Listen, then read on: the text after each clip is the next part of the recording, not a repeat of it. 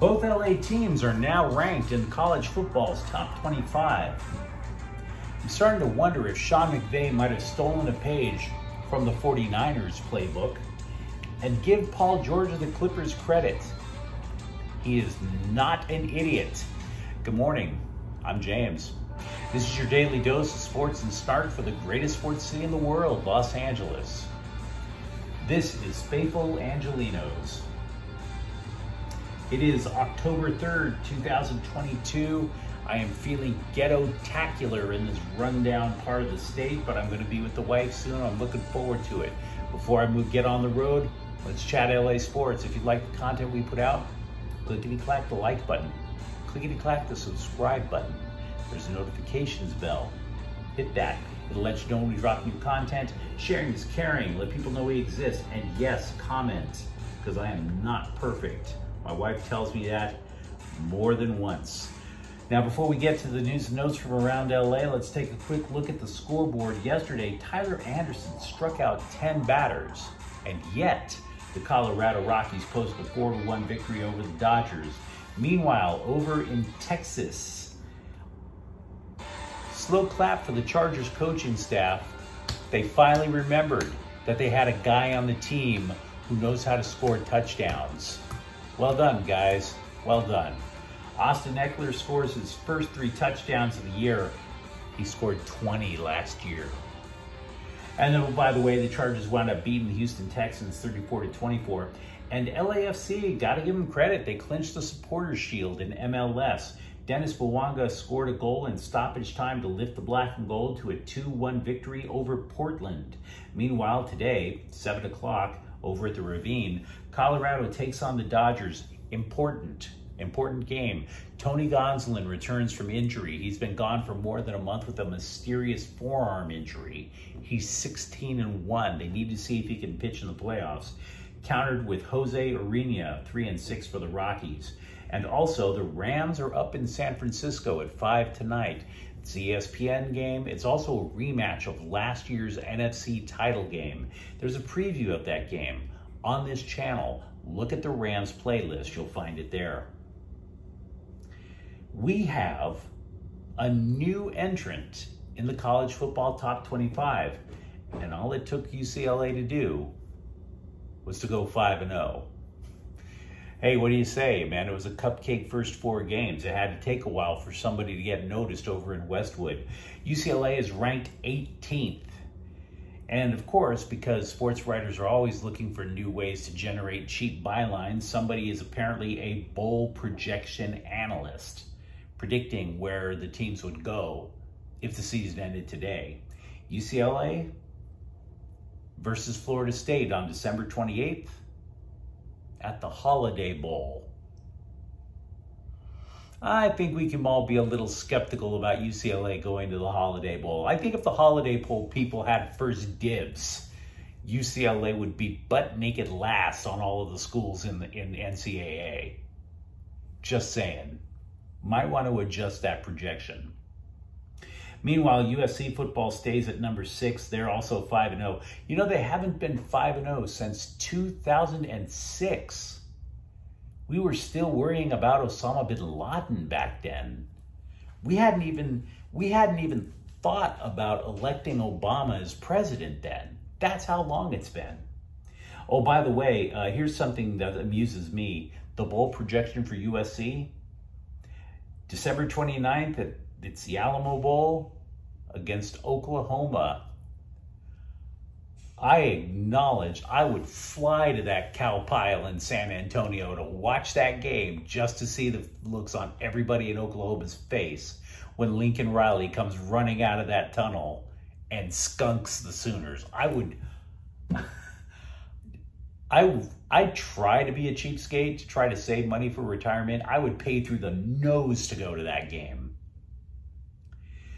By the way, running back Travis Dye, after Saturday's victory, he basically said that he felt the team is, quote, slipping on the little stuff a little, unquote. And if you looked at that game, first of all, if you looked at the game against Arizona State, you would buy that, and you would definitely buy that after the game in Oregon State. For his 2 cents, defensive coordinator Alex Grinch, well, earlier he was mentioned as a possibility for the Arizona State job, which opened up after Arizona State fired Herm Edwards. Colorado then comes around and they fire Carl Durrell. Guess who's made the list from Buffalo's media? Alex Grinch. Grinch, by the way, hasn't paid any heed to any of those stories. He said instead that he was disappointed in how the Trojans' defense played against Arizona State on Saturday. He said that he had to send additional rushers against the Sun Devils quarterback Emory Jones in the second half. Now, it worked because in the second half, they sacked Emory Jones 5 times. He just would prefer not to blitz if he doesn't have to. I got a question for you guys. Did Sean McVay ape the San Francisco 49ers' use of Deebo Samuel? See, they call Deebo Samuel the wide back. They created the position name for him. He's a wide receiver, but he'll also just run in and play running back. A wide receiver who carries the ball too. And I've been obsessed with this because of how the Rams have utilized second-year wide receiver Ben Skoranek. But they haven't used him as a tailback. They've used him as a fullback. So don't get me wrong. Samuel is clearly more dynamic. But McVay adding that little wrinkle has clearly kept LA's offense from growing stale over the last couple of weeks. Wouldn't you say? It's helped the blocking for Stafford. The blocking is okay. Skoranek, he sneaks out of the backfield, gets passes. And he also lead blocks for Cam Akers in the running game. It's been a very useful little adjustment. Meanwhile, Dak Prescott says he wants to make his return against the Rams on Sunday. Good luck with that, D. Good luck with that. I'm not confident in you, pal. The Clippers' Paul George, not an idiot. He told ESPN that he recognizes the Clippers' championship window is closing. Quote, "I do not want to miss out on that chance," unquote. And you can understand why. He's 32. Kawhi Leonard just threw a year of his career away on a knee injury. He's 31 now. They're not exactly spring chickens over there in Clipperland. How old are they, by the way, by the time the Clippers open up their new dome? Will they both basically be like the 2 old guys in the Muppets heckling the Clippers of that year from a luxury box?